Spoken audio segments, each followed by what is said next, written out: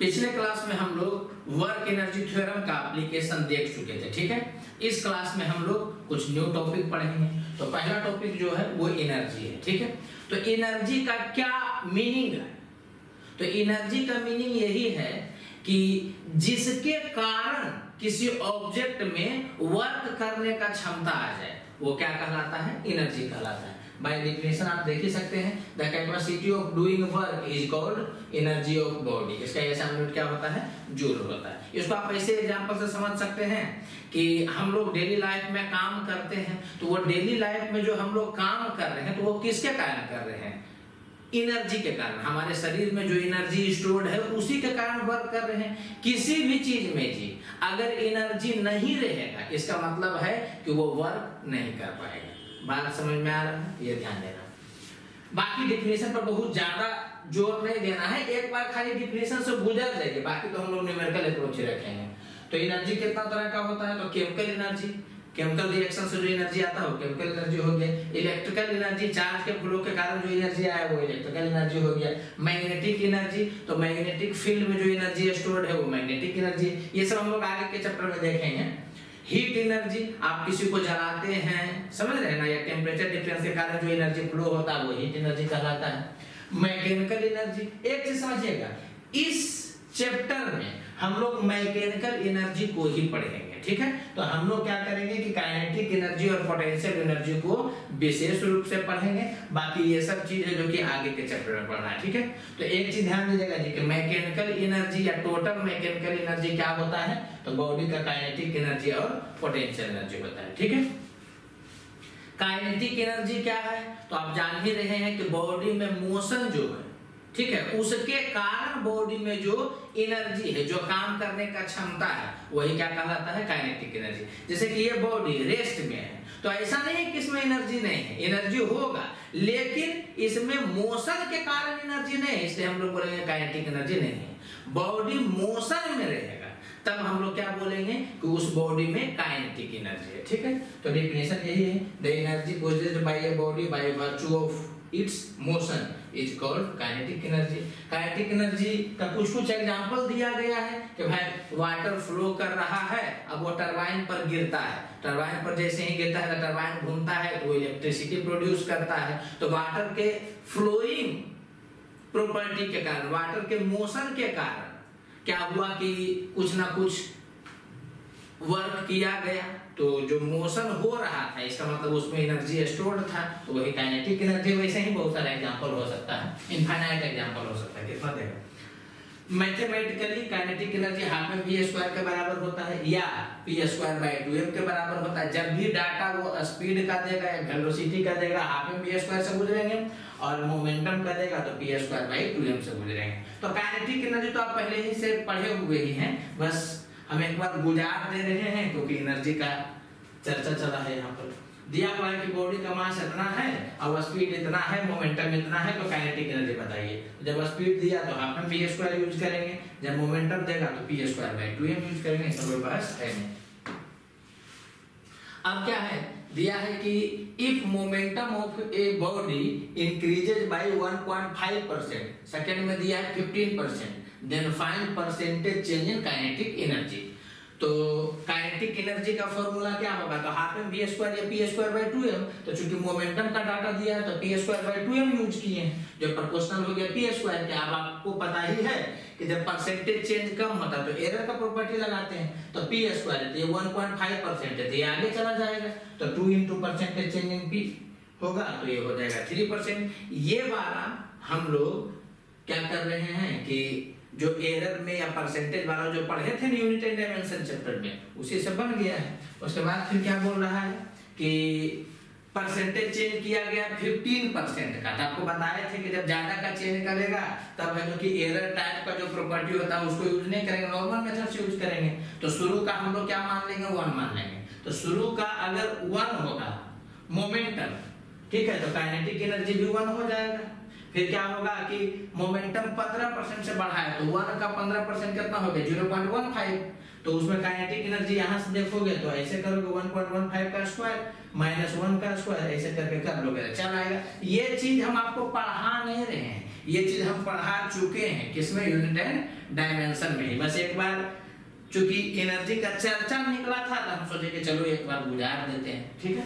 बाकी ये भी आप ध्यान रखिएगा जी कि काइनेटिक एनर्जी p²/2m के बराबर होता है या p√2m के बराबर होता है। ये तेजी में निकलना चाहिए मुंह से, एक बार फिर से, काइनेटिक एनर्जी p²/2m के बराबर होता है। ये कब यूज करेंगे, जब मोमेंटम दे करके काइनेटिक एनर्जी पूछेगा। कभी कभी क्या होता है कि काइनेटिक एनर्जी दे करके मोमेंटम पूछता है तो p का वैल्यू √2m क्या करेंगे, जहां के काइनेटिक एनर्जी है, ठीक है। तो मोमेंटम दे करके काइनेटिक एनर्जी पूछेगा तो ये यूज करेंगे, काइनेटिक एनर्जी दे करके मोमेंटम पूछेगा तो ये वाला यूज करेंगे। समझ आ रहा है ना। तो ये तेजी में होना चाहिए आपसे। अब क्या पढ़ना है, पोटेंशियल एनर्जी। पोटेंशियल एनर्जी पढ़ाने के पहले हम एक बात आपको बता देना चाह रहे हैं कि पोटेंशियल एनर्जी बहुत भास्ट कंसेप्ट है। उतना पढ़ाने लगेंगे ना तो क्या होगा कि आप फ्रस्ट्रेट भी कर जाइएगा, और दूसरा चीज क्या है कि जो सवाल बनने वाला होगा वो भी नहीं बनेगा। तो हम क्या करेंगे कि थ्योरेटिकली इसको थोड़ा सा बोल करके गुजर जाएंगे ताकि आपका काम उतना से चल जाए और बाकी डायरेक्टली न्यूमेरिकल पर उतर जाएंगे, ठीक है। तो इसमें हम बहुत एक्सप्लेन नहीं करेंगे क्योंकि जितना एक्सप्लेन करने लगेंगे उतना ही ज्यादा आपके साथ प्रॉब्लम हो जाएगा, ठीक है। दिमाग में इतना चीज आ जाएगा कि समझ में नहीं करेगा तो प्रॉब्लम हो जाएगा। इसलिए हम लोग पोटेंशियल एनर्जी को क्या करेंगे कि थोड़ा सा बता देंगे थ्योरेटिकली और उसके बाद सीधे न्यूमेरिकल पर उतर जाएंगे, जो डिमांड है कंपटीशन का, ठीक है। तो पोटेंशियल एनर्जी क्या है, तो पोटेंशियल एनर्जी है क्या ना कि ये बॉडी है, ठीक है। तो इसके अंदर में बहुत सारा क्या है कि पार्टिकल है, एटम है, मॉलिक्यूल है, समझ आ रहा है कि नहीं। तो वो सब क्या है कि एक दूसरे से पार्टिकुलर डिस्टेंस पर है, समझ में आ रहा है। तो इसके स्ट्रक्चर के कारण जो एनर्जी इसमें स्टोर हो, ये प्लस है माइनस है, ये सब बहुत सारा चीज होता है। तो ये सब के कारण जो एनर्जी स्टोर होता है, मतलब स्ट्रक्चर के कारण या पोजीशन के कारण बॉडी में जो एनर्जी स्टोर होता है उसको पोटेंशियल एनर्जी कहते हैं, और मोशन के कारण जो बॉडी में एनर्जी स्टोर होता है उसको काइनेटिक एनर्जी कहते हैं, ठीक है। और पोटेंशियल एनर्जी कितना तरह का होता है सब रटना नहीं है, खाली सुन लेना है। तो इलास्टिक पोटेंशियल एनर्जी हो गया, वो बॉडी के इलास्टिसिटी कारण होता है, ये भी हम लोग आगे के चैप्टर में पढ़ेंगे। जैसे कि स्प्रिंग हो गया, रड हो गया, तो ये सब में इलास्टिक पोटेंशियल एनर्जी होता है। फिर इलेक्ट्रिकल पोटेंशियल एनर्जी होता है, चार्ज के एक दूसरे के आसपास रहने कारण जो पोटेंशियल एनर्जी डेवलप होता है वो बड़ा इलेक्ट्रिकल पोटेंशियल एनर्जी कहलाता है, जैसे कि बैटरी में होता है, ठीक है। और ये ग्रेविटेशनल पोटेंशियल एनर्जी होता है, ग्रेविटेशन के पुल के कारण होता है। हम क्या बोल रहे हैं कि इसको रटिएगा नहीं, ओवरऑल आपको ये समझना पोटेंशियल एनर्जी तो आपको सुना अच्छा ये बॉडी के पोजीशन के कारण, समझ रहे हो ना, ये बॉडी के स्ट्रक्चर के कारण जो एनर्जी स्टोर होता है बॉडी में वो क्या कहलाता है, उस बॉडी का पोटेंशियल एनर्जी कहलाता है, ठीक है। डिफाइन कैसे किया गया है जी पोटेंशियल एनर्जी को, ठीक है। तो हम लोग उसको थोड़ा सा आगे देखेंगे, बात समझना। पहले पोटेंशियल एनर्जी को डिफाइन किया गया तब चेंज इन पोटेंशियल एनर्जी पढ़ाया जाता है, ठीक है। लेकिन हम उल्टा करेंगे, हम क्या करेंगे कि पहले चेंज इन पोटेंशियल एनर्जी आपको पढ़ा देंगे और उसके बाद आपको पोटेंशियल एनर्जी पर ले जाएंगे। रीजन पोटेंशियल एनर्जी का कम यूज है, चेंज इन पोटेंशियल एनर्जी का ज्यादा यूज है, ठीक है। तो इस कारण से हम क्या करेंगे कि पहले पोटेंशियल एनर्जी में चेंज पढ़ा देंगे और यहीं से क्या करेंगे कि पोटेंशियल एनर्जी का डेफिनेशन डालेंगे। होता उल्टा है लेकिन हम लोग ऐसे चलेंगे। तो एक चीज जो डिफिनेशन है उसको आप याद रखिएगा क्योंकि हो सकता है डिफिनेशन भी एक लाइन का डिफिनेशन है इसलिए पूछ सकता है। Negative work done by conservative force is defined as change in potential energy. आप इसको रटे रहिएगा कि कंजर्वेटिव फोर्स जो नेगेटिव वर्क करता है किसी बॉडी पर वही क्या होता है, उस बॉडी का चेंज इन पोटेंशियल एनर्जी होता है। अच्छा एक बात हम बहुत क्लियरली बोल देना चाह रहे हैं कि पोटेंशियल एनर्जी सिर्फ और सिर्फ कंजर्वेटिव फोर्स के लिए होता है, ठीक है।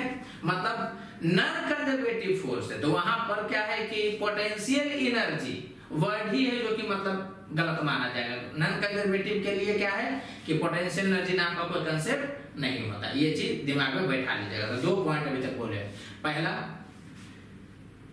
कंजर्वेटिव फोर्स के लिए ही केवल पोटेंशियल एनर्जी डिफाइन किया गया है, ठीक है। और दूसरा कंजर्वेटिव फोर्स के कारण जो नेगेटिव वर्क डन होगा बॉडी पर वही वाला उस बॉडी का चेंज इन पोटेंशियल एनर्जी कहलाएगा। क्लियर। तो F जो है वो कंजर्वेटिव फोर्स है, तो F डॉट dr ये हो गया work done by conservative force, और माइनस लग गया तो negative work done by conservative force. ये क्या किया गया है, डिफाइन किया गया है चेंज इन पोटेंशियल एनर्जी। ठीक है, तो आप ये याद रखिएगा छोटू कि du का वैल्यू कितना होता है, तो minus F vector dot dr। तो ये मुंह से तेजी से निकलना चाहिए, दो चीज मुंह से तेजी से निकलना चाहिए। du का value minus F vector dot dr और F का value minus du by dr, एकदम तेजी से। du equal to minus F vector dot dr और F का value minus du by dr। तो अगर फोर्स देगा और पोटेंशियल एनर्जी की तरफ जाएगा तो ये वाला यूज करेंगे, और अगर पोटेंशियल एनर्जी देगा फोर्स की तरफ जाना रहेगा तो ये वाला यूज करेंगे। वो तो देखने से ही पता चल रहा होगा। अच्छा, इसी से ये आया है तो आप इसको रटे हुए रहिएगा। u final minus u initial वो किसके बराबर होगा, minus F vector dot dr r1 से r2, इसी से आया है ये वाला। ठीक है, तो इसको आप रटे हुए रहिएगा कि u final minus u initial, या इसी को डेल्टा u बोल सकते हैं, वो किसके बराबर होगा, minus F vector dot dr vector का इंटीग्रेशन r1 से r2 तक। ठीक है, फिर उसका एप्लीकेशन हम लोग आगे देखेंगे। अभी तत्काल हम क्या करेंगे कि इसका एप्लीकेशन देखेंगे। अच्छा, उसका भी एप्लीकेशन पढ़ना है, इसका भी एप्लीकेशन पढ़ना है, लेकिन हम ज्यादा इस पर क्यों आ गए हैं, पहले इस पर क्यों आ गए हैं, इस कारण से क्योंकि इसका 90% केस में जरूरत पड़ेगा, इसका 10% केस में जरूरत पड़ेगा। ठीक है, तो हम लोग पहले इसका एप्लीकेशन सीख लेंगे और उसके बाद उसका भी एक दो एग्जांपल से गुजर जाएंगे तो क्लियर हो जाएगा, बात समझ में आ रहा होगा। तो दिया हुआ है कि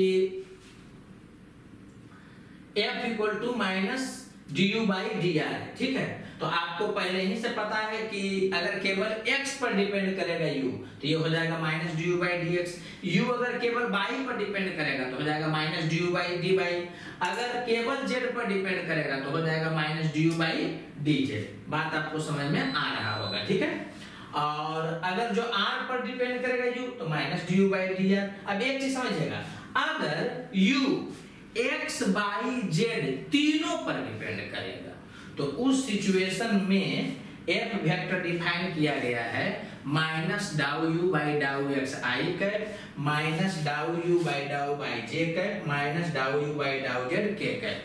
तो पार्शियल डिफरेंशिएशन तो आपको जिस समय डिफरेंशिएशन पढ़ाया जाता है उसी समय में बता दिया गया था।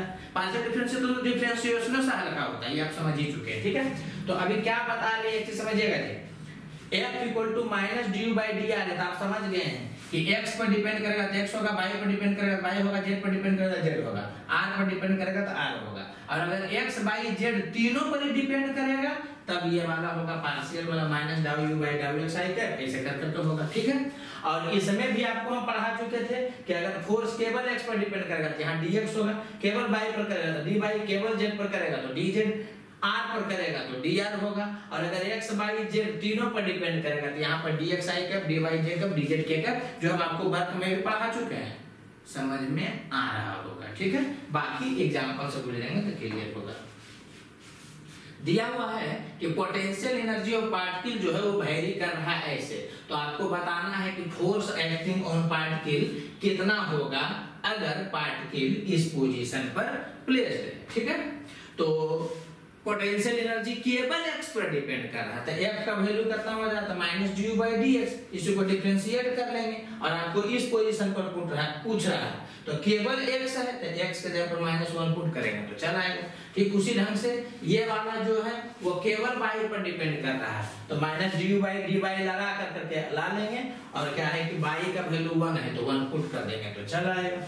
अब इस सिचुएशन में देखेंगे तो u है जो कि किस पर डिपेंड कर रहा है, r पर, तो क्या लगाएंगे माइनस du बाई dr लगाएंगे और इसको क्या कर देंगे कि डिफरेंशिएट कर देंगे। समझ आ रहा है कि नहीं, तो आ गया माइनस 6r स्क्वायर। अब क्या करेंगे कि r के जगह पर हम लोग क्या करेंगे कि डाटा पुट करेंगे, तो जब x बाई z पता होता है तो r कैसे निकलता है under root x square plus y square plus z square. तो हम पहले क्या किए हैं कि r के जगह पर under root x square plus y square plus z square लिख दिए हैं और इसका स्क्वायर कर दिए तो इतना आ गया, और x बाई z का डाटा पुट कर दिए। आप ऐसे भी कर सकते थे कि x बाई z के हिसाब से पहले आप r निकाल लेते हैं under root x square plus y square plus z square करके, और निकालने के बाद आप r के जगह पर पुट करते तो चल आता। ये सब एकदम बच्चा टाइप का लग रहा होगा क्योंकि जब से हम फिजिक्स स्टार्ट किए हैं इस ढंग का बहुत बार करवाए हैं। ठीक है, तो इसमें कुछ बहस है नहीं। अब क्या दिया हुआ था जी, एक ये जो था कि पोटेंशियल एनर्जी जो है वो डिपेंड कर रहा है एक्स पर, वाई पर, जेड पर, माने एक से ज्यादा वेरिएबल पर जब डिपेंड करने लगेगा तब हम लोग क्या करेंगे, पार्शियल डिफरेंशिएशन का सहारा लेंगे। तो कुछ करना नहीं, माइनस डाउ यू बाई डाउ एक्स आई कैप माइनस डाउ यू बाई डाउ बाई जे कैप माइनस डाउ यू बाई डाउ जेड के कैप, ऐसा कर लेंगे। और जो भी है पोटेंशियल एनर्जी का इक्वेशन इसको डिफरेंशिएट करिएगा, एक्स के रिस्पेक्ट में करिएगा तो वाई स्क्वायर कांस्टेंट हो जाएगा, वो बाहर चला जाएगा और एक्स का डिफरेंशिएशन 1 हो जाएगा। देखिए यही किया गया होगा, वाई स्क्वायर बाहर हो गया था, ये तो माइनस ये वाला है, बाकी वाई स्क्वायर बाहर हो गया था, एक्स का डिफरेंशिएशन एक्स के रिस्पेक्ट में 1 हो गया था। ठीक है, फिर क्या है कि इस पार्ट को आप डिफरेंशिएट करिएगा एक्स के रिस्पेक्ट में तो 0 होगा। तो देखिए यहाँ दिया हुआ भी 0 हो गया। ठीक है, फिर क्या है कि इस पार्ट को x के रिस्पेक्ट में डिफरेंशिएट करेगा तो z बाहर जाएगा और x स्क्वायर का डिफरेंशिएशन 2x होगा। तो यहाँ भी क्या हो गया, x स्क्वायर का डिफरेंशिएशन 2x हो गया, z बाहर चल गया, इतना इनटू i का। ठीक उसी ढंग से क्या करेंगे कि y से भी पार्शियली डिफरेंशिएट कर देंगे, z से भी पार्शियली डिफरेंशिएट करेंगे, जो आएगा तो आपका क्या है कि i cap j cap k cap term में आ जाएगा। फिर इस जगह पर पूछ रहा है x के जगह पर -1, y के जगह पर 1 और z के जगह पर 2 पुट कर दीजिएगा तो चल आएगा। इसमें कुछ है ही नहीं, इसलिए बहुत ज्यादा तवज्जो नहीं दे रहे हैं। रीजन पार्शियल डिफरेंशिएशन आपको पहले ही पढ़ा दिया जा चुका है। ठीक है, जो कि आपको फाइनली ये लगता है करे तो क्या है कि डिफरेंशिएशन से भी हल्का है, समझ रहे ना, तो बस पार्शियली डिफरेंशिएशन कर लेना था इसमें और उसके बाद फिर क्या है कि डाटा पुट कर दिए, टेंशन चला है, इसमें कुछ बहस है नहीं। ठीक है, अब यहाँ देखिएगा दिया हुआ है कि जब तक कुछ ना बोला जाए इनफाइनाइट पर पोटेंशियल एनर्जी 0 माना जाता है। एक चीज समझिएगा, ये इनफाइनाइट पर पोटेंशियल एनर्जी 0 मानना ही नेसेसरी कंडीशन नहीं है, बट साइंटिस्ट बाय कन्वेंशन ये माने कि इनफाइनाइट पर पोटेंशियल एनर्जी 0 माना जाएगा। तो क्या है कि जब तक नहीं देगा क्वेश्चन में, आपको भी यही मानना है कि इनफाइनाइट पर पोटेंशियल एनर्जी 0 होता है। लेकिन अगर थ्योरेटिकल क्वेश्चन आ जाए कि इनफाइनाइट पर पोटेंशियल एनर्जी 0 मानना मस्ट है, तब ये गलत हो जाएगा। इसीलिए हम वर्ड यूज किए हैं कि इनफाइनाइट पर पोटेंशियल एनर्जी 0 माना जाता है, मानना ही जरूरी नहीं, समझ में आया। लेकिन जब तक नहीं बोलेगा हम लोग इनफाइनाइट पर पोटेंशियल एनर्जी क्या मानेंगे, 0 मानेंगे। ठीक है, अब यहाँ पर लिखा गया है चेंज इन पोटेंशियल एनर्जी से ही, जो आप मत जानिए, ज्यादा जानिएगा ज्यादा कंफ्यूजन होगा। एक रिजल्ट आ जाता है उसको आप खाली याद रखिएगा। किसी पॉइंट P पर पोटेंशियल एनर्जी कैसे डिफाइन किया गया है, तो जो फोर्स दिया हुआ रहेगा ना उसको इंटीग्रेट कर दीजिएगा, -m वेक्टर डॉट dr, कहां से कहां तक, तो इंफिनिटी से r तक, जहां r क्या है तो P पॉइंट का दूरी, समझ में आ रहा है। फिर से एक बार, P पॉइंट पर या एट डिस्टेंस r पर पोटेंशियल एनर्जी कैसे डिफाइन किया गया है, तो -f वेक्टर डॉट dr, कहां से कहां तक, इंफिनिटी से लेकर करके r तक। ठीक है, और यही वाला चीज जो होता है minus work done by field होता है, कहां से कहां तक, तो इंफिनिटी से जब r है, जो कि इंफिनिटी से P बोले मतलब वही हो गया कि इंफिनिटी से एट डिस्टेंस r तक बॉडी को मूव कराया गया। आपको कंफ्यूजन हो गया, हड़बड़ाना नहीं। चेंज इन पोटेंशियल एनर्जी हम लोग कैसे डिफाइन किए थे, तो चेंज इन पोटेंशियल एनर्जी हम लोग डिफाइन किए थे -f vector dot dr, r1 से r2 तक। ठीक उसी ढंग से पोटेंशियल एनर्जी डिफाइन किया गया है -f vector dot dr infinity से लेकर करके r तक। ठीक है, r क्या है, तो जिस पॉइंट पर पोटेंशियल एनर्जी देख रहे हैं ना उसका डिस्टेंस समझ में आ रहा होगा। ठीक है, और यही वाला जो होता है वो -w फील्ड भी कहलाता है। ठीक है, कहां से कहां तक, तो obvious बात है कि इंफिनिटी से लेकर के r तक। तो इसको आप खाली रट जाइएगा, कम यूज होता है मगर यूज हो सकता है। अभी तक तो नीट में नहीं पूछा है, ठीक है, जे में नहीं पूछा, लेकिन उसको पूछना चाहिए। ठीक है, तो आप इसको रट जाइएगा। बाकी जो डेफिनेशन दिया है, potential energy is equal to negative of work done, potential energy is equal to negative of work done, work done का नेगेटिव तो negative of work done by conservative forces, क्योंकि कंजर्वेटिव फोर्स के ही लिए define किया गया potential energy, तो negative of work done in shifting the body from infinity to r. ठीक है, तो इसी से डिफिनेशन बना है, डिफिनेशन से ये बना है। ठीक है, तो आप सीधे रट दीजिएगा change in potential energy minus F vector dot dr vector r1 से r2 तक, माने r1 डिस्टेंस से r2 डिस्टेंस तक ले जाना रहेगा। और पोटेंशियल एनर्जी डिफाइन करेगा तो minus F vector dot dr vector infinity से r तक। बात समझ में आ रहा होगा? ठीक है, कम यूज होता है लेकिन होगा। अब देखिए क्या दिया हुआ है कि if force acting on the particle varies as f equal to 20 by r3, then find potential energy of particle placed at 3,0, 4। समझिएगा, फोर्स का इक्वेशन वो दे दिया और आपको क्या कह रहा है कि इस जगह पर पोटेंशियल एनर्जी बताओ। तो पोटेंशियल एनर्जी कैसे डिफाइन किया गया है? Minus F vector dot dr infinity से लेकर के r तक, यही ना डिफाइन किया गया है जी। तो f के जगह पर कितना हो गया 20 by r3 और ये हो गया dr, यहाँ पे वेक्टर छूट गया है, यहाँ पे वेक्टर अब चूंकि ये r पर डिपेंड कर रहा है तो हम लोग क्या है कि dr भी रहने दिए। अगर ये x पर डिपेंड करता तो इसको dx करते, ये सब तो बता ही चुके हैं आपको। तो क्या है कि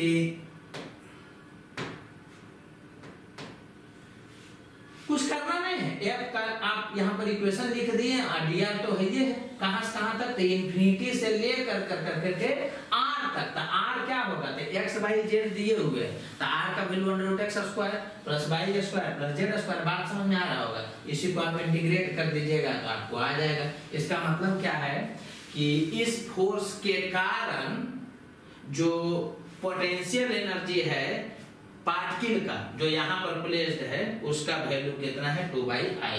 ज्यादा दिमाग नहीं लगाना, हम इसलिए शुरू में ही बोले कि पोटेंशियल एनर्जी बहुत डीप कंसेप्ट है। अगर हम सब कुछ को बताना स्टार्ट करेंगे ना तो क्या होगा कि आप यहीं पर हो जाइएगा और जो सवाल बनना वहां तक पहुंच ही नहीं पाइएगा, या पहुंचिएगा भी तो क्या है कि एकदम लगेगा कि बाप रे बाप, मतलब दिमाग हो कुछ हो गया। इस कारण से हम पोटेंशियल एनर्जी में आपको बचा के चलना चाह रहे हैं कि जितना मिनिमम बता करके आपसे क्वेश्चन बनवा दिया जाए वही बेहतर है। ठीक है, अब दिया है कि if potential energy of a given particle varies as u equal to 2r³ minus 18r², then find equilibrium position. बात समझिएगा नहीं, चूंकि वो इक्विलिब्रियम पोजीशन का बात किया तो आपका दिमाग तो क्लिक कर गया होगा कि फोर्स जीरो करना होगा। इक्विलिब्रियम का मतलब है क्या हो गया, फोर्स जीरो करना। ये सब तो हम लोग क्या है कि न्यूटन लॉ से ही पढ़ते आ रहे हैं।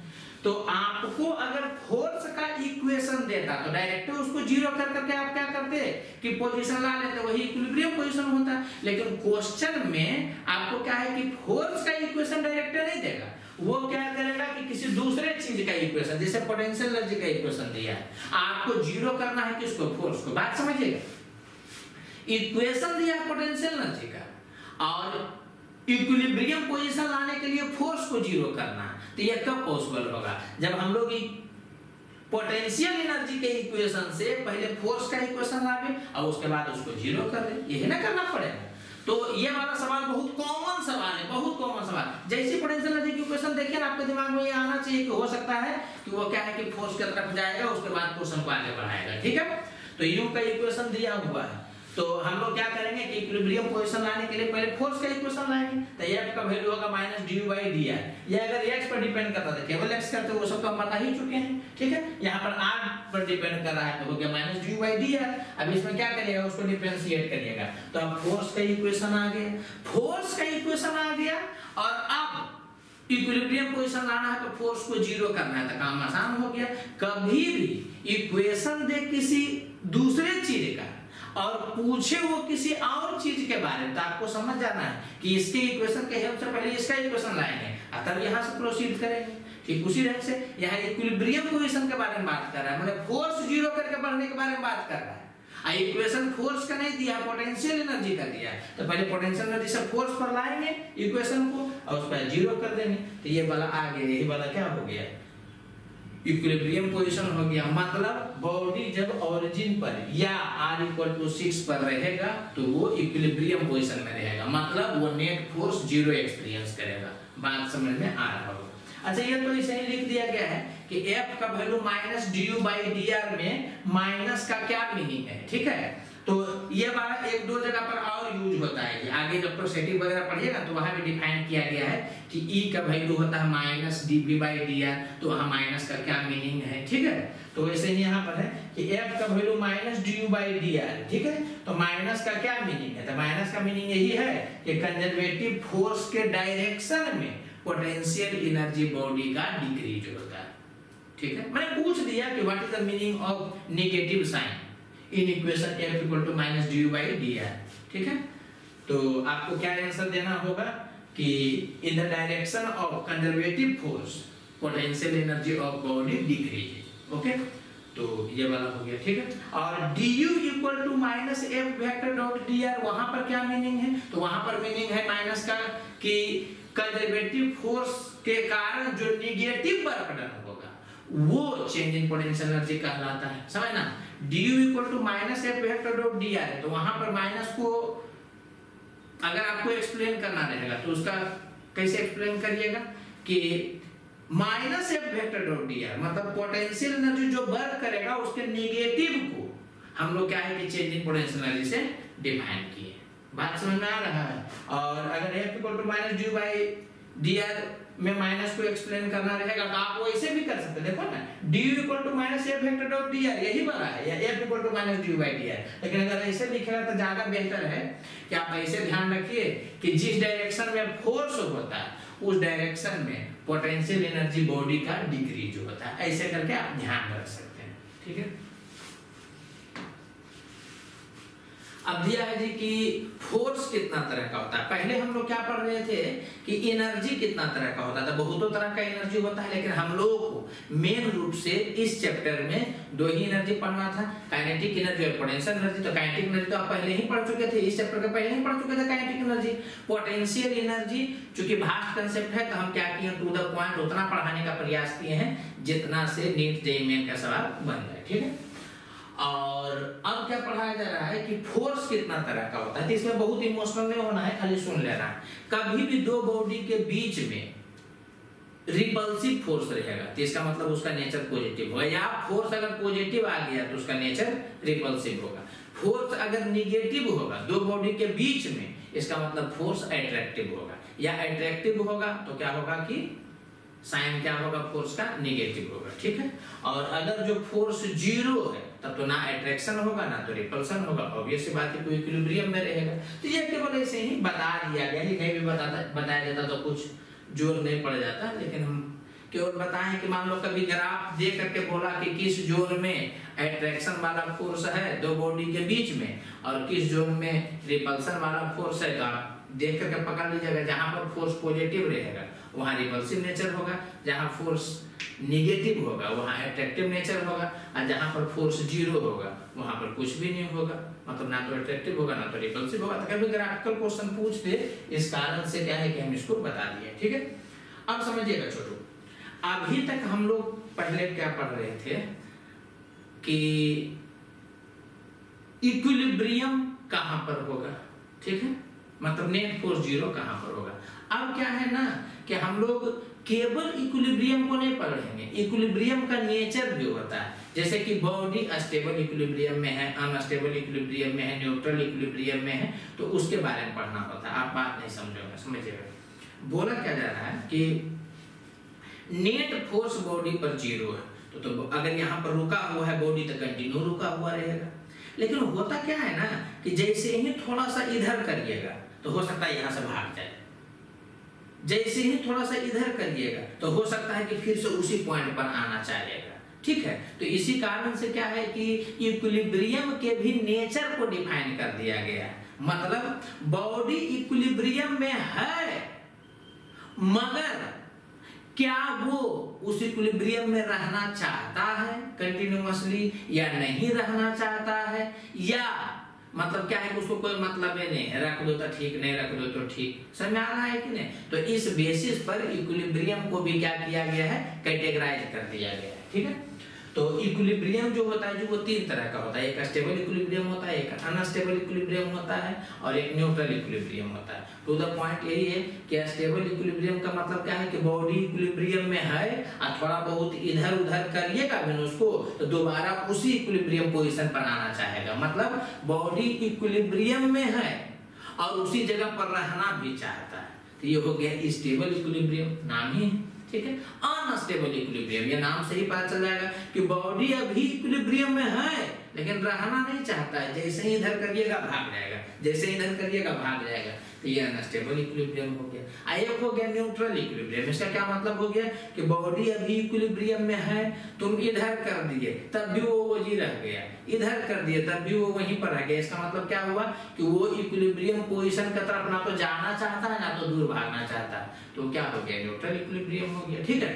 तो हम लोग डिफिनेशन में बहुत इंटरेस्टेड नहीं है, न्यूमेरिकल पोर्शन में इंटरेस्टेड है। डिफिनेशन तो बस केवल ऐसे ही लिख दिया गया है कि if the particle is displaced slightly from equilibrium position then a force acting on it brings it back to the equilibrium position, माने फिर से दोबारा से वहीं जाना चाहता है। अगर ये घटना इसका मतलब वो स्टेबिलिटी वहां देख रहा है तो वो क्या होगा स्टेबल इक्विलिब्रियम होगा। बाकी डायग्राम से जिसे समझाया गया है, बड़ा फेमस एग्जांपल है कि मान लीजिए कि कोई ऐसे करके बॉल है, ठीक है, तो उसमें क्या किया जाएगा कि ऐसे करके आप इस गोली को रखिएगा तो फिर यहीं भाग जाएगा, इधर रखिएगा गोली को तो फिर यहीं भाग जाएगा। इसका मतलब क्या हुआ कि गोली हमेशा यहाँ रहना चाहता है, इक्विलिब्रियम में भी है। mg नीचे लग रहा है, नॉर्मल ऊपर लग रहा है, तो ये बैलेंस हो गया। mg नीचे लगेगा, नॉर्मल ऊपर लग गया, तो ये बैलेंस हो गया। तो कहने का सेंस क्या हो गया कि नेट फोर्स इस पर 0, तो ये इक्विलिब्रियम हो गया। अब जैसे इधर किया गया तो इधर आ रहा है, इधर किया गया तो इधर आ गया, मैंने हमेशा इक्विलिब्रियम पोजीशन की तरफ ही जाना चाह रहा है, तो वो स्टेबल इक्विलिब्रियम है। बाकी इसमें कुछ है नहीं, ठीक है। मैथमेटिकली देखिएगा, ध्यान दीजिएगा जो हम बोलने जा रहे हैं, बिल्कुल ध्यान दीजिएगा। इक्विलिब्रियम चाहे जैसा हो, stable equilibrium, unstable equilibrium, neutral equilibrium, चाहे जैसा हो, एक चीज तो फिक्स ना है कि वो इक्विलिब्रियम में है, तो तीनों में ये कंडीशन आना चाहिए कि नहीं आना चाहिए, आना चाहिए। तो स्टेबल इक्विलिब्रियम भी बोलेगा तो एक कंडीशन तो ये होगा क्योंकि इक्विलिब्रियम तो वो है, फोर्स 0 तो होगा। अनस्टेबल इक्विलिब्रियम होगा तब भी फोर्स तो 0 ही होगा, समझ आ रहा है। न्यूट्रल इक्विलिब्रियम है तब भी फोर्स तो 0 होगा। तो ये चीज समझिएगा जी, stable equilibrium, unstable equilibrium, neutral equilibrium. तो स्टेबल, अनस्टेबल और न्यूट्रल को देखने के पहले आप ये देखिएगा कि बॉडी इक्विलिब्रियम में है कि नहीं। रहेगा इक्विलिब्रियम में तब सोचेंगे कि स्टेबल है या नहीं है। जब इक्विलिब्रियम में ही नहीं है तब क्या सोचना कि स्टेबल है या अनस्टेबल है। बात समझ में आया? तो जब भी आपको नेचर पूछेगा तो सबसे पहले ये पता करिएगा कि उस जगह पर बॉडी इक्विलिब्रियम में है या नहीं है। इक्विलिब्रियम में है तब बात आगे बढ़ेगा कि स्टेबल इक्विलिब्रियम होगा या अनस्टेबल इक्विलिब्रियम होगा। तो ये तो समझ में आ रहा होगा कि ये वाला जो है वो सब में रहेगा, ठीक है, चाहे किसी टाइप का इक्विलिब्रियम में फोर्स तो 0 होगा। बाकी ये वाला जो पोर्शन है ना वो जो है अलग अलग इक्विलिब्रियम में बदलेगा, तो उसको आपको याद रखना। अच्छा, एक चीज तो आप समझिए सकते हैं, स्टेबल इक्विलिब्रियम, तो स्टेबिलिटी का मतलब है क्या हुआ, एनर्जी उसका कम होना। तो वही चीज है कि स्टेबल इक्विलिब्रियम में पोटेंशियल एनर्जी क्या होगा, मिनिमम होगा। स्टेबल इक्विलिब्रियम में पोटेंशियल एनर्जी मिनिमम होगा। ये रटना नहीं, बेवकूफ लड़का रटेगा। ये तो पहले ही हम लोग जानते हैं कि कोई भी चीज स्टेबिलिटी कब गेन करता है, जब उसका एनर्जी कम हो जाता है। तो आप समझ में आ रहा होगा आपको कि बॉडी स्टेबल इक्विलिब्रियम में कब होगा, तो इक्विलिब्रियम में होगा जब फोर्स 0 होगा, और स्टेबल कब होगा, जब पोटेंशियल एनर्जी मिनिमम होगा। बात समझ में आ रहा होगा आपको, ठीक है। अब पोटेंशियल एनर्जी मिनिमम है तो इसी से ये दोनों आ जाएगा, या ये दोनों एक ही चीज है। लेकिन आप सोचिएगा ना कि इसको न याद रखे, यहीं से इसको सोच ले तो हो सकता है दिक्कत होगा। तो आप सीधे रट जाइएगा इस कंडीशन को कि पोटेंशियल एनर्जी मिनिमम है, इस कारण से इसका डबल डिफरेंशिएशन आर के टर्म में ग्रेटर देन 0 होगा, या फोर्स का सिंगल डिफरेंशिएशन आर के टर्म में लेस देन 0 होगा। फिर बोल रहे हैं ये दोनों एक है, समझना। ये मिनिमम है, इसका डबल डिफरेंशिएशन ग्रेटर देन 0 होगा, ये मैथ बता देता है, मैक्सिमम मिनिमम आप पढ़े भी। और इसी से ये वाला आ जाएगा, एक du/dr को ना -f लिख देगा तो ये वाला आ जाएगा। लेकिन ये सब कुछ सोचना नहीं, जितना चीज बोली सबको दिमाग से निकाल दो। ठीक है, सीधे स्टेबल इक्विलिब्रियम। तो पहला चीज स्टेबल नहीं सोचना है, पहला चीज इक्विलिब्रियम सोचना है। तो फोर्स 0। अब सोचना है स्टेबल और अनस्टेबल के बारे में। तो स्टेबल तो ऑब्वियस सी बात है कि पोटेंशियल एनर्जी मिनिमम होगा। पोटेंशियल एनर्जी मिनिमम होगा तो दो को रिजल्ट और है जो कि याद रखना, ये तुम्हारे लिए ही बोल रहे हैं, ठीक है। हम लोग तो नहीं याद रखते, हम काम से जाएगा, लेकिन आपको याद रखना है कि पोटेंशियल एनर्जी को डबल डिफरेंशिएट करेंगे तो ग्रेटर देन 0 आना चाहिए, या फोर्स को सिंगल डिफरेंशिएशन करेंगे तो लेस देन 0 आना चाहिए। ये रट जाना है, ठीक है। बाकी इसका एग्जांपल से क्लियर होगा। दिया हुआ है अनस्टेबल इक्विलिब्रियम, वही बात बोल रहा है कि यहाँ पर देखोगे तो mg इधर है, नॉर्मल ऊपर है, तो ये इक्विलिब्रियम में है, लेकिन जैसे थोड़ा सा इधर करोगे तो भाग जाएगा, मैंने वहां नहीं जाना चाहता। जैसे ही उधर करोगे तो उधर भाग जाएगा, यहाँ नहीं आना चाहता। तो ये इक्विलिब्रियम में है मगर रहना नहीं चाहता, जैसे नो होगा तो निकल जाएगा। समझ में आ रहा है कि नहीं? इस जगह पर इक्विलिब्रियम में जैसे इधर करोगे भाग जाएगा, जैसे इधर करोगे भाग जाएगा। तो इसका मतलब क्या हो गया कि ये अनस्टेबल इक्विलिब्रियम हो गया। तो वही डिफाइन किया गया होगा। मैथमेटिकली क्या होगा, तो फिर से यही बोलेंगे कि सबसे पहले तो आपके दिमाग में ये वाला पार्ट आना चाहिए, क्या कि इक्विलिब्रियम है, उसके बाद तो सोचेंगे अनस्टेबल अनस्टेबल। तो इक्विलिब्रियम है तो फोर्स 0 होगा। अब अनस्टेबल है, अनस्टेबल का मतलब क्या हो गया कि इसका पोटेंशियल एनर्जी ज्यादा होगा, एनर्जी ज्यादा होगा तभी तो अनस्टेबल होगा। तो पोटेंशियल एनर्जी क्या हो गया, मैक्सिमम हो गया। मैक्सिमम का मतलब लोकल मैक्सिमम मिनिमम होता है, खैर छोड़ो, तुम अभी तत्काल समझो कि मैक्सिमम ही होता है, ठीक है। और जब ये मैक्सिमम है तो आपको ये याद रखना है कि डबल डिफरेंशिएशन लेस देन 0 होगा और सिंगल डिफरेंशिएशन ग्रेटर देन 0 होगा। ये वाला जो है ना वो अनस्टेबल इक्विलिब्रियम का जस्ट उल्टा है अनस्टेबल, ये वाला लेकिन जो है वो सेम ही है, क्योंकि इक्विलिब्रियम तो सब है। बात समझ में आ रहा होगा। अब बाकी एग्जांपल से गुजरोगे तो क्लियर होगा। एक हो गया न्यूट्रल इक्विलिब्रियम, यहाँ पर mg नीचे लग रहा है, नॉर्मल ऊपर लग रहा है, तो इक्विलिब्रियम हो गया। अब ये यहाँ करोगे तो फिर वैसे होकर के बैलेंस होगा, तो वहां भी इक्विलिब्रियम में, इधर करोगे तो फिर वहां भी इक्विलिब्रियम में। बात समझ आ गई? अनस्टेबल इक्विलिब्रियम और अनस्टेबल इक्विलिब्रियम में बॉडी एक जगह इक्विलिब्रियम में रहता है। जैसे इधर करोगे तो वहां इक्विलिब्रियम में नहीं रहा, माने फोर्स लगेगा तो वो या तो इधर भागना चाहेगा या तो इधर भागना चाहेगा। तो अनस्टेबल अनस्टेबल में इस जगह इक्विलिब्रियम में, इसके अगल बगल में इक्विलिब्रियम में नहीं, इधर उधर करोगे तो उस पर फोर्स लगेगा। समझ में आ रहा है? न्यूट्रल वाला में क्या है कि यहाँ इक्विलिब्रियम में, इससे जस्ट बगल में करोगे वो जब इक्विलिब्रियम में, इससे जस्ट बगल में करोगे वहां भी इक्विलिब्रियम में।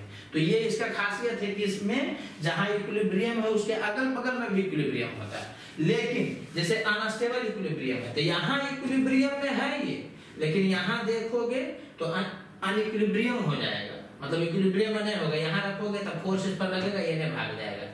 यहाँ पर रखोगे तो फोर्स इस डायरेक्शन में लगेगा, उधर भाग जाएगा। तो बोला क्या जा रहा है कि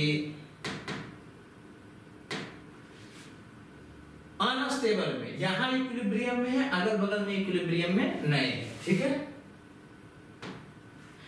स्टेबल वाला में यहाँ पर इक्विलिब्रियम में है मगर यहाँ पर इक्विलिब्रियम में नहीं है। यहाँ पर रख दीजिएगा तो इधर चलाएगा, यहाँ पर रख दीजिएगा यार तो ये क्या है कि इधर चलाएगा। तो ये क्या हो गया, अनस्टेबल इक्विलिब्रियम होगा। तो बोलना ये चाह रहे हैं हम कि अनस्टेबल और अनस्टेबल के केस में केवल वही इक्विलिब्रियम है, अगल बगल में इक्विलिब्रियम नहीं है। न्यूट्रल वाला में यहाँ भी इक्विलिब्रियम है, जस्ट इधर जाएगा तब भी इक्विलिब्रियम होगा, इधर जाएगा तब भी इक्विलिब्रियम होगा, ठीक है। और इसका क्या है कि ज्यादा दिमाग नहीं लगाना है, फोर्स तो 0 होगा ही, बाकी पोटेंशियल एनर्जी तो कांस्टेंट होगा। पोटेंशियल एनर्जी कांस्टेंट माने क्या हो गया कि ना तो मैक्सिमा होगा ना तो मिनिमा होगा, ठीक है। डबल डिफरेंशिएशन पोटेंशियल एनर्जी का भी 0 होगा और फोर्स का भी सिंगल डिफरेंशिएशन क्या होगा, 0 होगा। तो इससे क्वेश्चन अभी तक नहीं पूछा है लेकिन पूछा जा सकता है, ठीक है। अभी तक स्टेबल अनस्टेबल में पूछ रहा है लेकिन इससे भी पूछेगा। अब क्या है कि जितना चीज हम बोले ना तो क्या हुआ कि बोल दिए हम सब कुछ मगर उतना क्लियर नहीं हुआ होगा, तो बाय एग्जांपल क्लियर होगा। देखिए दिया है क्या कि potential energy of particle varies as u equal to this, then find position of equilibrium and discuss the nature of equilibrium. Nature of equilibrium को मतलब वही बोल रहा है कि बताओ स्टेबल इक्विलिब्रियम है या अनस्टेबल इक्विलिब्रियम है या न्यूट्रल इक्विलिब्रियम है, ये पूछना चाह रहा है। तो देखो सबसे पहले तो दिया है पोटेंशियल एनर्जी का, अब पूछ रहा है वो किसके बारे में, इक्विलिब्रियम के बारे में। तो पहले तो हमको फोर्स जीरो करना पड़ेगा, तो पहले पोटेंशियल एनर्जी को डिफरेंशिएट करके हम लोग फोर्स का इक्वेशन लाएंगे, क्योंकि केवल x पर डिपेंड कर रहा है, केवल x से डिफरेंशिएट किए। तो अब क्या हुआ कि फोर्स का इक्वेशन आ गया, फोर्स का इक्वेशन आ गया। अब इसको जीरो करेंगे तो इक्विलिब्रियम का पोजीशन मिलेगा। तो क्या हुआ कि पोटेंशियल एनर्जी का इक्वेशन दिया हुआ था, तो उसको डिफरेंशिएट किए इस ढंग से, तो फोर्स का इक्वेशन आ गया। फोर्स को जीरो करो, फोर्स को जैसे जीरो करोगे इस जगह पर इक्विलिब्रियम अचीव हो गया। तो अब हमको बताना है कि x = 0 पर कौन सा इक्विलिब्रियम है, स्टेबल, अनस्टेबल, न्यूट्रल। x = 4 पर कौन सा इक्विलिब्रियम है, स्टेबल, अनस्टेबल, न्यूट्रल, ये पता करना। तो उसके लिए हम लोग क्या करेंगे कि पहले df/dx का इक्वेशन लाएंगे। तो df/dx का इक्वेशन ला लिए।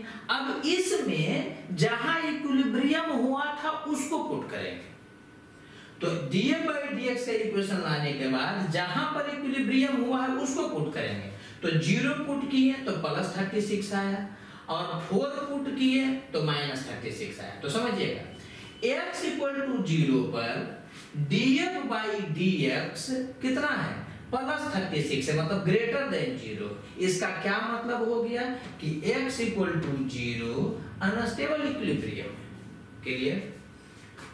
x = 4 पर df/dx <0 हुआ। इसका क्या मतलब हो गया कि x = 4 स्टेबल इक्विलिब्रियम का पोजीशन है। बात समझ में आ रहा होगा, ठीक है? तो आई होप ये बात क्लियर हो गया। बाकी एक एग्जांपल से और गुजारेंगे। चलिए, अब दिया हुआ है कि f का वैल्यू x⁴ - 2x³ है, ठीक है? तो आपको बताना है कि इक्विलिब्रियम पोजीशन क्या होगा और नेचर क्या होगा। तो सबसे पहले तो इक्विलिब्रियम पोजीशन निकालना है, तो फोर्स जीरो करना है, और इक्वेशन भी दिया है फोर्स का, तो बड़ा आसान काम।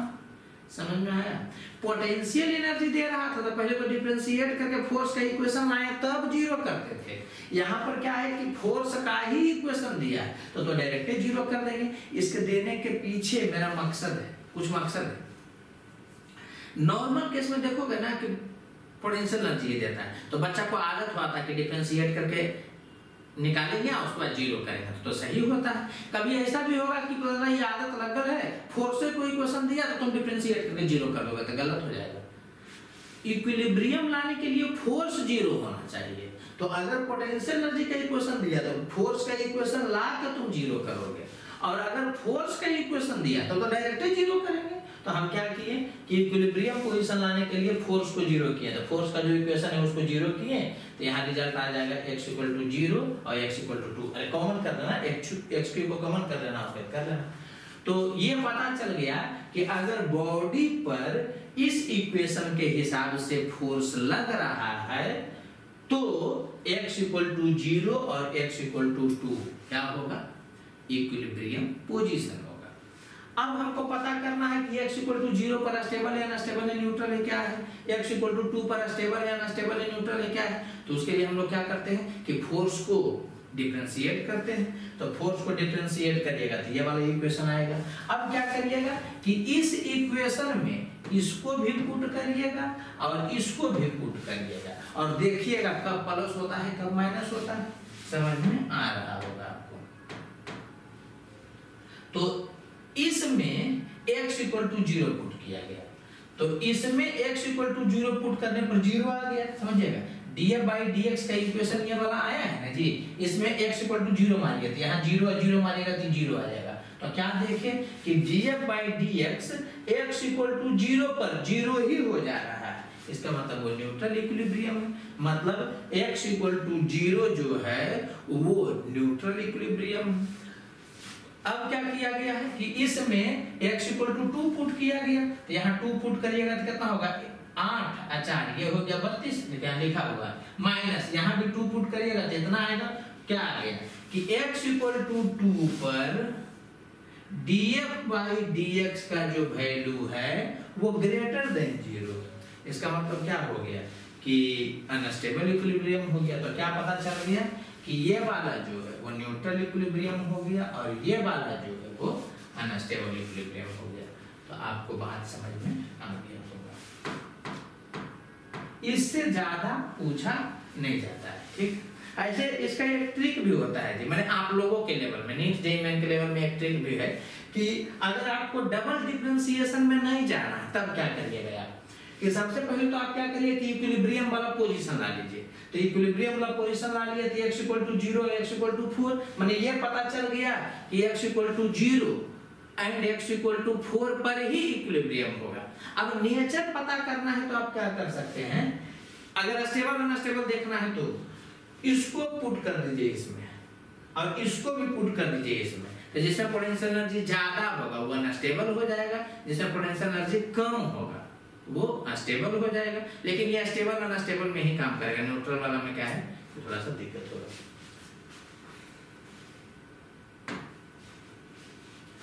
अब क्या है कि एक ग्राफिकल क्वेश्चन है जो कि हम बता देना चाह रहे हैं क्योंकि हो सकता है कि क्वेश्चन पूछे, ठीक है। तो पहला केस में इसमें 2 ग्राफ दिया हुआ है, मतलब एक ही ग्राफ का डायग्राम बना हुआ है लेकिन कंडीशन 2 है। पहला केस में क्या करना है कि इस जगह पर आपको पोटेंशियल एनर्जी मानना, ठीक है। तो यहां पर अभी तत्काल पोटेंशियल एनर्जी ही सोच करके सवाल को बनाना है। फिर दूसरा केस में क्या होगा कि इस जगह पर फोर्स रख देंगे और उसके बाद फिर से सवाल बनाएंगे। इससे क्या हुआ कि एक ही क्वेश्चन में क्या हो गया ना कि 2 क्वेश्चन बन गया। चलिए हम लोग यहाँ पर क्या रख दिए, पहला केस में पोटेंशियल एनर्जी, मतलब पोटेंशियल एनर्जी और एक्स का ग्राफ दिया हुआ है, ठीक है।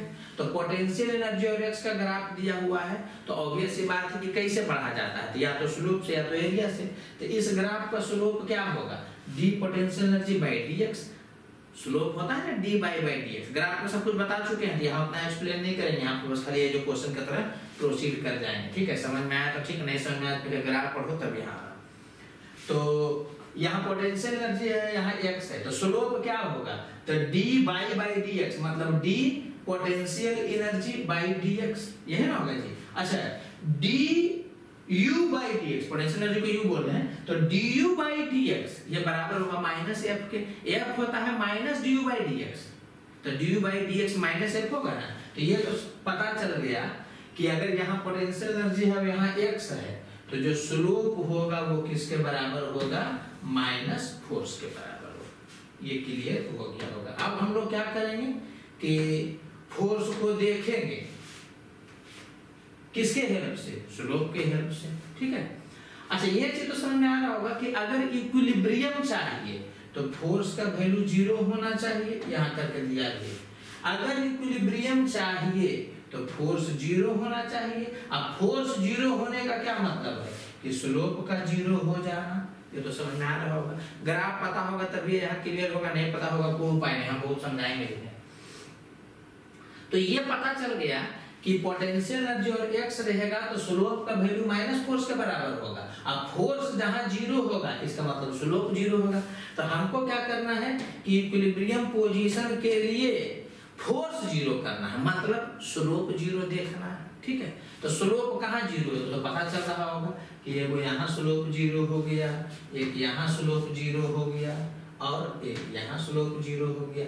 यही 3 जगह में स्लोप 0 हुआ जी। तो कहाँ हो गया, x2, x4 और x6 पर स्लोप 0। इसका क्या मतलब हो गया कि x2, x4 और x6 पर बॉडी इक्विलिब्रियम में, ठीक है। अब पता करना है कि कहां पर स्टेबल है कहां अनस्टेबल है। तो चूंकि पोटेंशियल एनर्जी यहां पर दिया हुआ है तो डायरेक्ट पता चल जाएगा कि इस जगह पर पोटेंशियल एनर्जी मैक्सिमम है। इसका मतलब ये क्या हो गया, अनस्टेबल इक्विलिब्रियम हो गया। इस जगह पर पोटेंशियल एनर्जी मिनिमम है, पोटेंशियल एनर्जी यहाँ है तो यहाँ वाला तो जो हो गया मिनिमम हुआ ना जी, तो ये वाला स्टेबल इक्विलिब्रियम होगा। इस जगह पर भी पोटेंशियल एनर्जी क्या है, इस जगह पर पोटेंशियल एनर्जी देखिएगा तो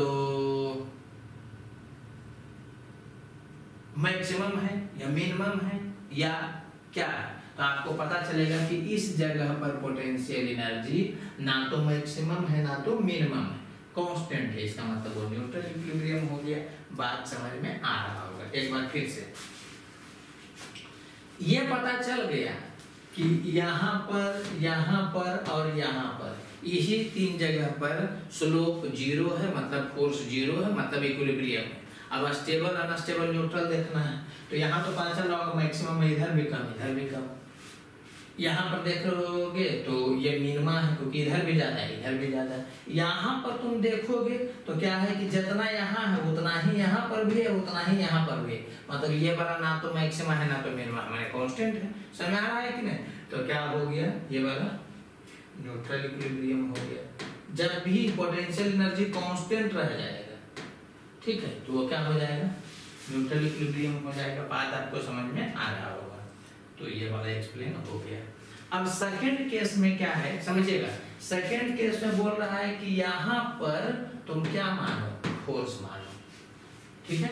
तो जब वहां पर आप फोर्स मानिएगा, यहाँ पर आप फोर्स मानिएगा, तो उस सिचुएशन में इक्विलिब्रियम देखना है, तो फोर्स डायरेक्ट जीरो देखना है। बात समझना, इक्विलिब्रियम देखना मैंने फोर्स जीरो देखना था। पहला बार में क्या था कि फोर्स का इक्वेशन नहीं दिया था, पोटेंशियल एनर्जी का ग्राफ दिया हुआ था। तो पोटेंशियल एनर्जी का ग्राफ दिया हुआ है तो उसको पहले हम रिलेट किए स्लोप से कि क्या कहानी जाएगा, उसके अकॉर्डिंग प्रोसीड किए। अब यहाँ पर डायरेक्टिव फोर्स आपको दिया हुआ है। एक चीज समझिएगा, आपको क्या किया है कि इस जगह पर डायरेक्ट क्या दे दिया है, फोर्स दे दिया है। तो यहाँ फोर्स दे दिया। अब बोल रहा है फोर्स जीरो कहाँ होगा, तो बाई एक्सिस कहाँ जीरो होता है, एक्स एक्सिस पर। इसका मतलब यहाँ पर फोर्स जीरो है, यहाँ फोर्स जीरो है और यहाँ फोर्स जीरो है।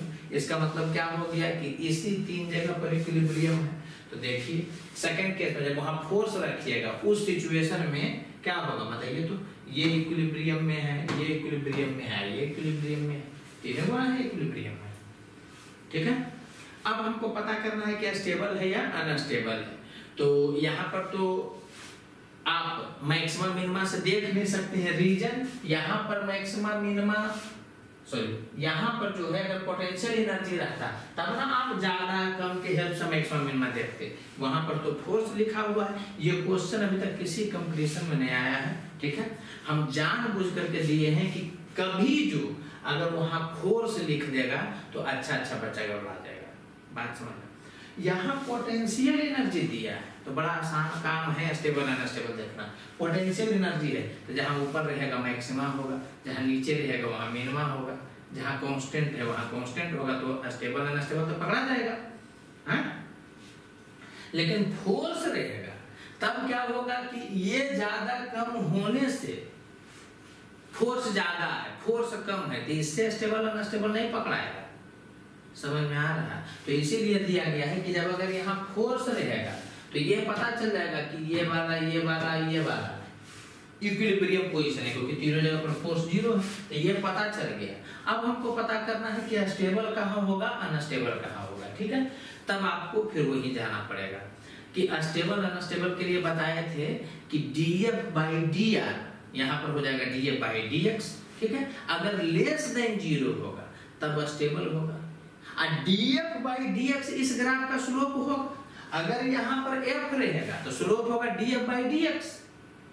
तो df/dx जहां लेस देन जीरो होगा वो स्टेबल इक्विलिब्रियम हो जाएगा। और df/dx यहाँ स्लोप है, इसका मतलब स्लोप जहां लेस देन जीरो होगा वो स्टेबल इक्विलिब्रियम हो जाएगा।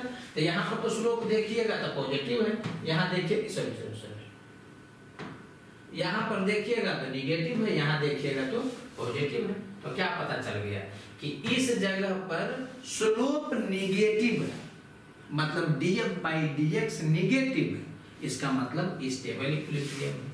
तो वही बोला गया है कि x3 पर df/dx लेस देन जीरो है। समझ आ रहा है कि नहीं? इसका मतलब क्या हुआ, स्टेबल इक्विलिब्रियम हो गया। x1 पर और x5 पर ये दोनों जगह पर क्या है कि स्लोप पॉजिटिव है और इस ग्राफ में स्लोप df/dx है, इसलिए df/dx पॉजिटिव है। मतलब क्या हो गया कि ये दोनों क्या हो गया, स्टेबल इक्विलिब्रियम का कंडीशन हो गया, ठीक है। अब एक चीज समझिएगा जी, यहाँ पर